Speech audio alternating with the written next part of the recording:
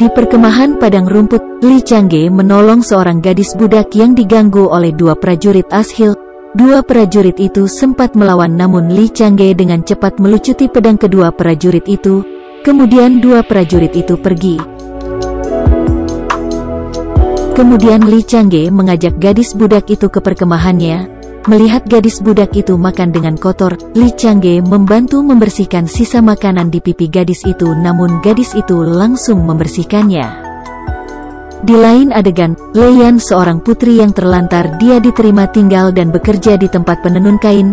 Melihat kerjaan Lei Yan yang buruk, Bu Bos datang melihat Lei Yan. Lei Yan sibuk di atas benang-benang yang kacau. Kemudian Bu Bos karena kesal dengan Lei Yan, dia menginstruksikan Lei Yan agar benang-benang itu disilangkan di kedua jari tangannya. Lei Yan yang polos mengikuti instruksi Bu Bos dengan senyum, maka tambah kacaulah benang-benang itu dibuatnya. Kemudian salah satu seorang membantu megurai benang-benang itu. Malam pun tiba. Di tempat penenun itu Lei Yan dengan asyiknya membuat sulaman bordir pada sapu tangan. Bu Bos datang melihat kerjaannya. Lei Yan yang ingin membantu kerjaan temannya didorong karena dianggap mengganggunya. Lei Yan pun terdorong ke tempat bahan-bahan kain itu hingga membuat semua jadi berantakan. Bu Bos yang melihat itu sangat kesal dengan Lei Yan dan kemudian ia disuruh keluar dari ruangan tempat kerjanya. Pagi pun datang. Lei Yan seorang diri masih berdiri diam depan pintu. Lei Yan meminta maaf atas kesalahannya, tetapi Bu Bos memarahi dan menasehati Lei Yan agar pergi dari tempat itu. Lei Yan pun menangis mendengar kata-kata Bu Bos itu. Kemudian Bu Bos pun berkata, air mata tidak bisa memberimu uang, Anda harus bekerja keras untuk mendapatkannya. Lei Yan yang meninggalkan tempat penenun itu mencoba mau bunuh diri, tetapi Bu Bos datang menolongnya dan mengajaknya kembali ke tempatnya.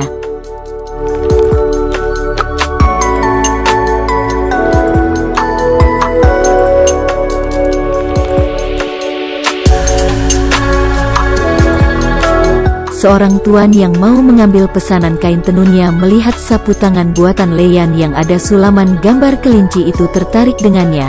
Lei Yan pun diterima kembali tinggal dan bekerja di sana.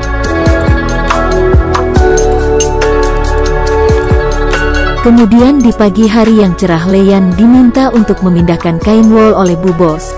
Tetapi Lei Yan yang kurus dan lemah itu tak sanggup mengangkat satu tas kain wol itu. Kekacauan pun dibuat oleh Lei Yan lagi dan merobekkan tas itu karena tersangkut paku. Semua isi kantong tas berhamburan dibuatnya. Mimi Guli nama seorang gadis budak itu. Dia pergi mengambil beberapa makanan untuk Li Changge yang sedang sakit. Di tempat makanan itu ia sempat adu mulut dengan konselor Mujin. Gadis itu mengambil lebih banyak makanan namun Mujin menghalanginya. Kemudian gadis itu menendang bagian sensitif Mujin pun tak berkutik dibuatnya.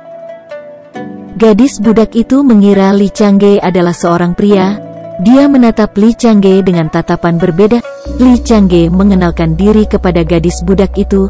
Saya Li Sisi, siapa namamu? Tanya Changge. Mimi Guli, jawab gadis budak itu. Melihat gadis itu tertidur, Li Changge mengelap wajah serta tangan gadis itu untuk dibersihkannya. Kemudian, dia memberi selimut ke gadis budak itu. Keesokan harinya kemudian Ashil dengan kedua prajurit itu mendatangi gadis budak itu di perkemahan Changge. Tetapi Changge meminta kepada Ashil bahwa ia akan bertanggung jawab terhadap gadis budak itu. Mujin yang kesal oleh gadis itu mendatanginya di sungai saat ia mencuci pakaian. Mujin pun adu mulut dengan gadis itu. Tetapi ternyata Mujin menaruh hati ke gadis itu. Kemudian gadis itu pergi meninggalkan Mujin yang menyebalkan. Malam pun tiba, Ashil sedang memanggang daging kambing untuk Li Changge sambil menceritakan masa lalunya. Kemudian daging bakar itu diberikan kepada Li Changge. Kemudian Li Changge memberitahukan nama aslinya kepada Ashil. Tak lama kemudian Changge bersandar di bahu Ashil dan ternyata Changge pingsan. Kemudian Ashil yang panik itu membopongnya dan membawanya ke kemah. Mujin yang melihat itu curiga, lalu ia menanyakannya kepada Ashil, berapa banyak rahasia yang kamu sembunyikan dariku? Tanya Mujin kepada Ashil, namun Ashil pergi begitu saja meninggalkan Mujin.